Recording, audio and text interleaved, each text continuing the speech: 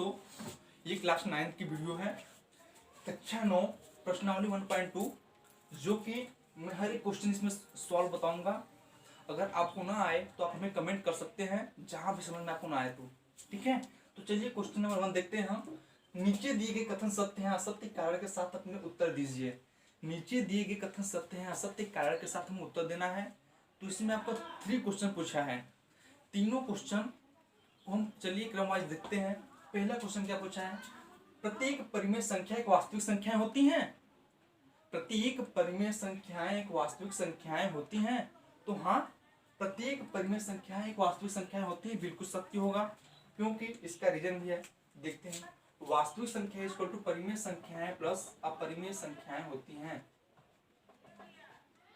अपरिमेय संख्याएं, इसलिए ये सत्य होगा, क्योंकि वास्तविक संख्याएं इक्वल टू ये होगा।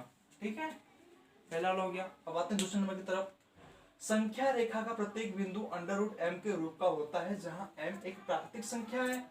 तो बिल्कुल असत्य होगा, क्योंकि किसी भी प्राकृतिक संख्या को हम वर्गमूल का ऋणात्मक नहीं कर सकते हैं, नहीं हो सकता है, इसलिए ये दूसरा वाला बिल्कुल असत्य होगा। दूसरा वाला जो क्वेश्चन है वो सत्य होगा। ठीक है, अब आते हैं क्वेश्चन नंबर 3 की तरफ। क्वेश्चन नंबर 3, प्रत्येक वास्तविक संख्या एक अपरिमेय संख्या होती है। तो हाँ, प्रत्येक वास्तविक संख्या का परिमेय संख्या नहीं होती है, ये बिल्कुल असत्य है, क्योंकि वास्तविक संख्याएं का समुच्चय एक परिमेय संख्या भी होता है, इसलिए ये असत्य होगा। दूसरा वाला भी आपका असत्य होगा। अब हम क्वेश्चन नंबर 2 आइए देखते हैं। तो क्वेश्चन नंबर 2 कुछ इस प्रकार क्वेश्चन दिया है आपका। क्वेश्चन नंबर 2 में पूछा है, क्या सभी धनात्मक पूर्णांकों के वर्गमूल अपरिमेय होते हैं? यदि नहीं तो एक ऐसे संख्या के वर्गमूल का उदाहरण दीजिए जो एक परिमेय संख्या है।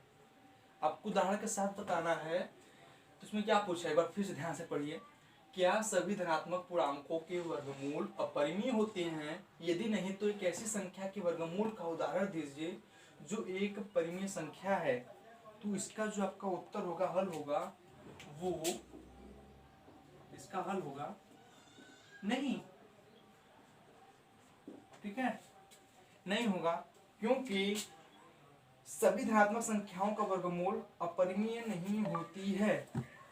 ठीक है, सभी धनात्मक संख्याओं का वर्गमूल अपरिमेय नहीं होती हैं, इसलिए अब आपका उदाहरण देते हैं।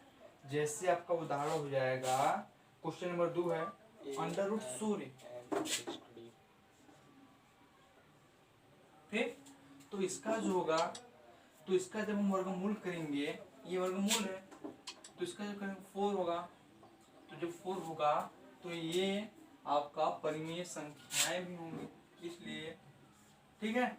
तो आपका क्वेश्चन नंबर 2 भी कंप्लीट हो गई।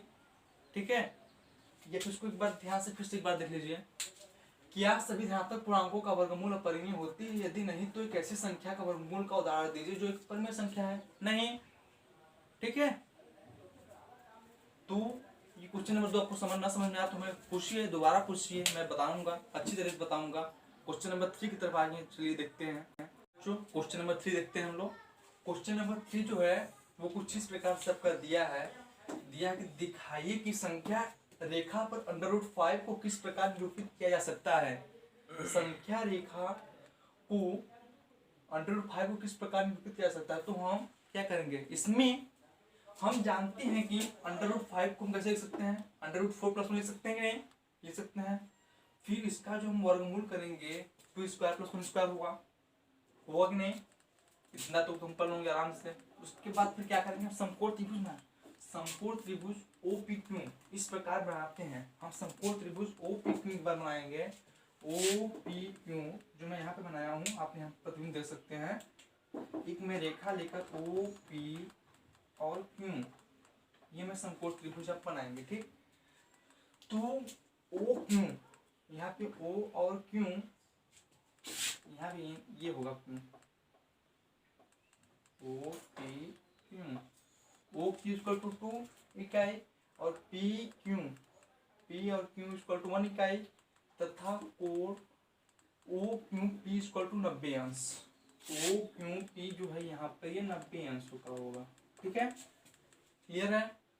तो अब पाइथागोरस प्रमेय से OP square equal to OQ square plus PQ square के जब करेंगे तो यहाँ पे 2 स्क्वायर प्लस 1 स्क्वायर होगा, 2 स्क्वायर प्लस 1 स्क्वायर होगा, तो OP equal to √4 plus 1 equal to √5, ये हम यहाँ पर प्रूफ कर दिए। ठीक, तो यहाँ पे तुमको दिखाना था कि संख्या रेखा पर √5 को किस प्रकार निरूपित किया जा सकता है, तो मैंने यहाँ पे दिखा दिया √5 किस प्रकार निरूपित किया जा सकता है।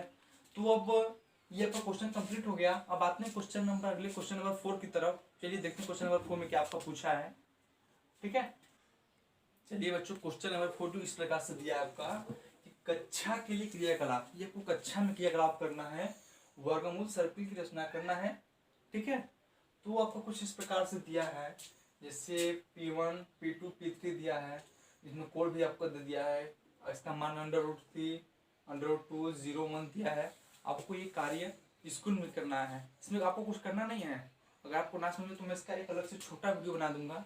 ठीक है, इसमें आपको कुछ करना नहीं है, आप इसको करने का प्रयास करिए। ठीक है, इसमें आप एक बार अपना प्रैक्टिस करिए। ठीक है, इसको मैं बना दूंगा अगली वीडियो। अगर मेरे वीडियो नए देख रहे हैं तो सब्सक्राइब करिए और बेल आइकन को जरूर दबाइए।